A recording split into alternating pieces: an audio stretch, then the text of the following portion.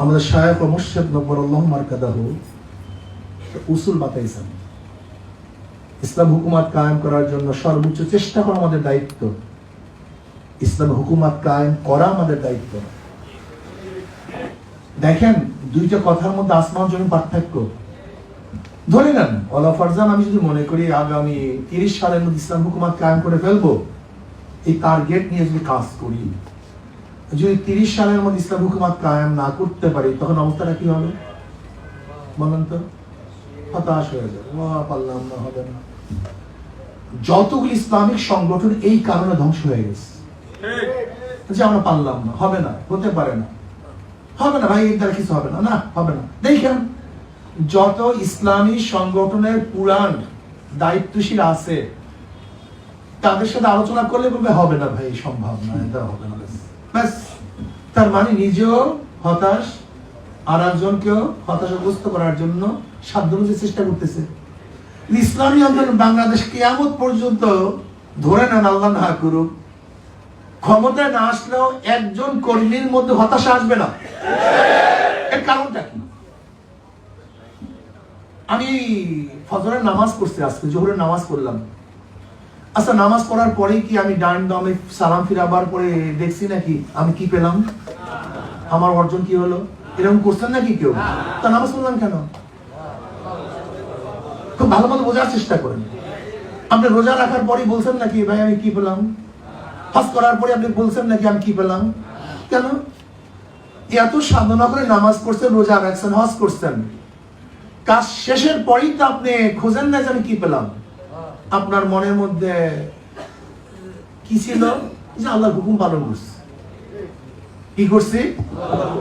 আকিমুস সালাহ, নামাজ কায়েম করার জন্য আল্লাহ হুকুম করছেন, আমি আমার সাধ্য অনুযায়ী চেষ্টা করছি সুন্দরভাবে নামাজটাকে আদায় করার জন্য।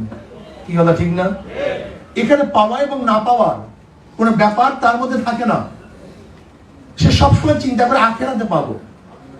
ঠিক যেরকম আকিমুস সালাহ, নামাজ কায়েম করার পরে সালাম ফিরাবার পরে আমি খুঁজি না আমি কি পেলাম, বরং আল্লাহ পাকের হুকুম পালন করছে, এটা আমার সন্তুষ্টি, এটা আমার সান্ত্বনা।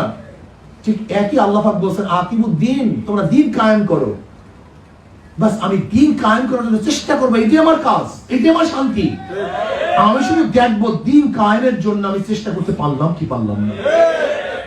যদি এই একটা থিওরি আমাদের মনের মধ্যে থাকে, কিয়ামত পর্যন্ত হতাশ হব না। এটা মনে রাখবেন, ইসলামী আন্দোলন বাংলাদেশ ইসলাম হুকুমত কায়েম করার জন্য সর্বোচ্চ চেষ্টা করাকে জরুরি মনে করে। কিন্তু আমি ইসলাম হুকুমত কায়েম করব এরকম শিরকি কথা ইসলামী আন্দোলন বাংলাদেশ কখনোই বলে না। আস-সাইয়ু মিন্নি ওয়াল ইতমাম মিনাল্লাহ, আমার থেকে চেষ্টা পূর্ণতা ঘটাবেন কে? তবে আপনার সর্বোচ্চ চেষ্টা করতে হবে, জান মাল সময় কুরবানি দিতে হবে, সর্বোচ্চ কুরবানি দিতে হবে, সর্বোচ্চ কুরবানি দিতে হবে। এখানে যদি ফেল করেন তা আল্লাহর কাছে ধরা খাবেন।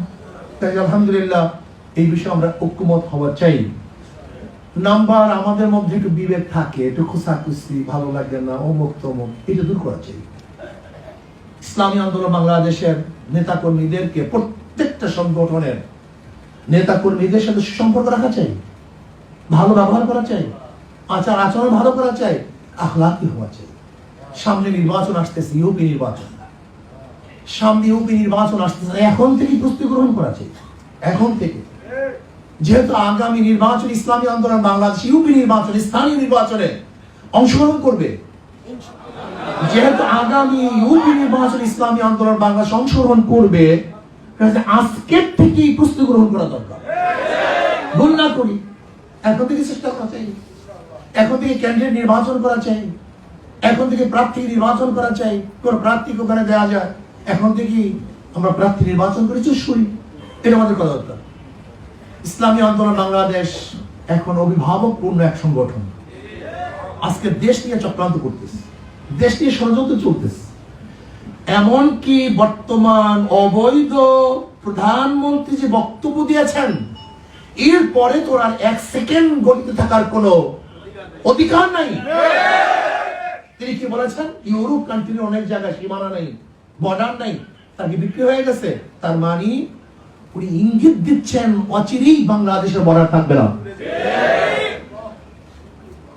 উনি যে 10টা গোলামি চুক্তি করেছেন, এটা মানা যায়? উনি আমাদের ব্যবসা বাণিজ্য সব ধ্বংস করে দিয়েছেন। নেপালে মাত্র 20-22 কিলোমিটার রাস্তা, 18 কিলোমিটার রাস্তা আমরা করতে পারতেছি না। মাত্র 18 কিলোমিটার রাস্তার জন্য সেখানে আমরা ট্রানজিটের জন্য ব্যবসা বাণিজ্য করতে পারতেছি না।